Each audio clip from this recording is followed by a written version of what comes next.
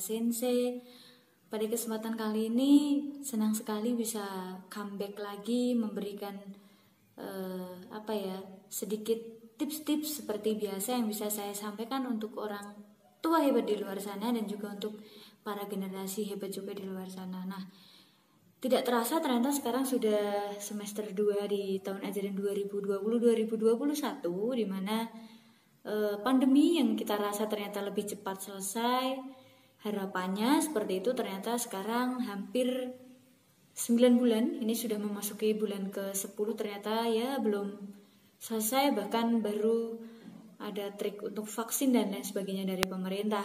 Pesan saya untuk para guru dan orang tua di luar sana, tetap menjaga ritme anak-anak di rumah ketika belajar, dan juga anak-anakku semuanya, mungkin para generasi yang masih sekolah, jenjang apapun tetap semangat, karena kalau kita melihat sisi tidak baik pandemi memang luar biasa, tapi saya yakin sisi positifnya bahwa kita tidak bisa merasakan sebuah bisa dikatakan bencana dunia dan sama gitu, pandemi hampir seluruh dunia merasakan.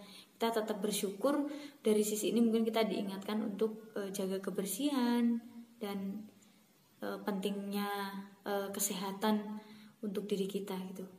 Oke, nah pada kesempatan kali ini saya akan menyampaikan sedikit tips dan juga mungkin beberapa contoh ya bagaimana belajar secara online itu, karena banyak memang bisa dikatakan siswa yang jenuh, sudah bulan ke-10 ini jenuh belajar di rumah, orang tua juga ada yang beraktivitas di luar, akan tetapi kita harus tetap menjalankan tugas kita gitu, karena ketika work from home atau WFH kita tetap harus beraktivitas, mungkin hanya pakaian yang membedakan, cuma secara aktivitas tetap harus dilakukan. Nah, apa sih yang harus dilakukan? Ada 4 hal yang akan saya angkat untuk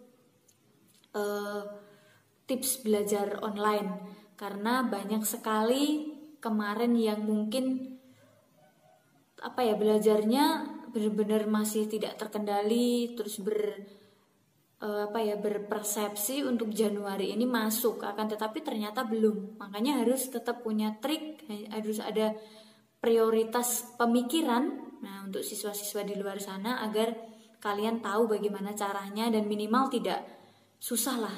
Bagaimanapun memang sekolah di Indonesia masih bermindset kepada kalau nilainya nanti nggak sampai batas tuntas minimal seperti apa gitu. Makanya mau tidak mau ya itu harus diikuti gitu. Nah, untuk kalian para pelajar di luar sana, yang pertama yang harus dilakukan adalah sering cek, mungkin kalau yang menggunakan Google Classroom atau mungkin grup untuk pembelajaran, seringlah dicek ya. Jadi memang ada beberapa sekolah yang menerapkan pembelajaran online persis sesuai jadwal, tetapi ada juga yang mungkin agak berbeda dengan jadwal, tetapi dalam 1 minggu porsi mata pelajaran tertentu tetap keluar. Nah, ini mohon untuk anak-anakku tetap melihat mungkin Google Classroom atau grup WhatsApp pembelajaran atau mungkin dan lain sebagainya melalui media apa, atau mungkin Google Classmeet atau bisa jadi Zoom.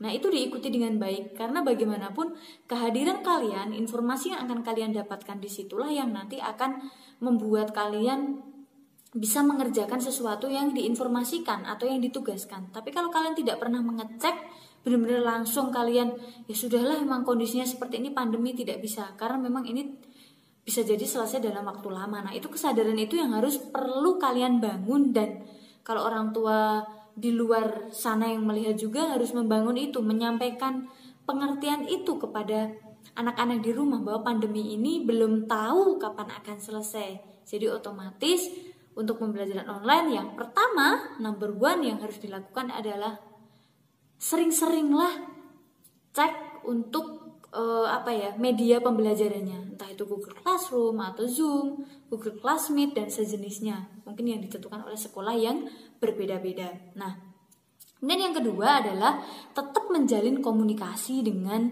guru atau teman. Jadi jangan sampai lost kontak sama sekali. Jangan sampai ada alasan, paketan saya habis bu, pak, saya nggak bisa bales dan lain sebagainya. Saya yakin di era digitalisasi seperti ini, pulsa dengan harga yang saya bisa katakan relatif Ya bukan berarti wah nggak tahu nih kalau orang benar-benar nggak punya uang nggak bisa beli pulsa. Oke, saya menjawab relatif dalam artian saya yakin ketika mungkin bisa memanage uang untuk membeli pulsa atau juga ada kuota internet dari pemerintah yang bisa kalian gunakan untuk pembelajaran.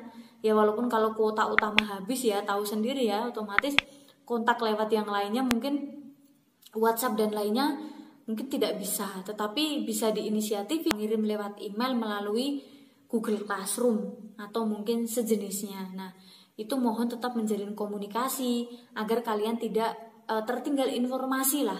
Tetap tahu informasi yang harus kalian dapatkan di masa pandemi ini.